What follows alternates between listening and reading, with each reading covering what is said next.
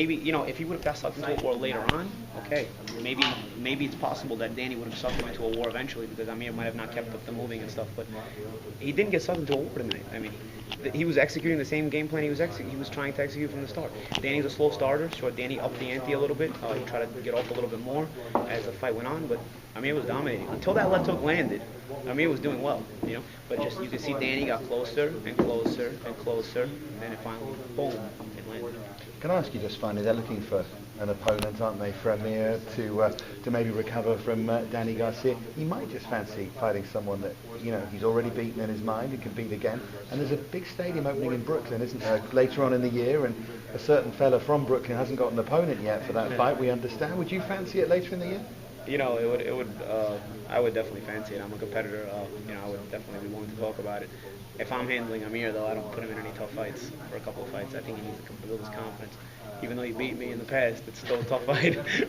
I just wouldn't put Amir in a position where he's in a tough fight right now. I think he just needs to go home, and I think I would put him in front of his own fans. I would get him a fight in Bolton or anywhere in England, and you know, when he sees he's very much appreciated, and where the fans will all get his back and cheer for him, because real fans do that, and English fans are real fans, you know.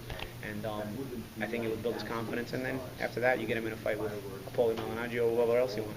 Okay, so not Wembley against Mayweather next summer, Brooklyn against Malignaggi next summer. It's possible. Paulie, Chris Robinson. I know you had given Danny a decent shot to beat Amir, but did you ever imagine the fight would end like this, in this fashion? No, I saw Danny trying this kind of thing. I just saw him missing all night. You know, okay. When I thought of the fight in my mind, I said, Danny's going to give you the effort.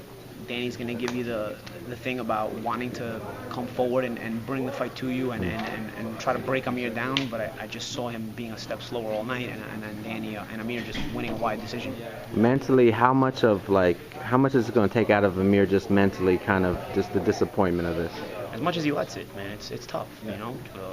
It's a tough loss, and a loss is not supposed to tickle. It's supposed to sting, and this is going to sting, and it's going to hurt, and you're not a competitor if it doesn't hurt, and it's going to definitely hurt. But Amir can come back. He's 25 years old, man. You know, he can come back, but it's going to be on him, and the people around him have to be very supportive. All right.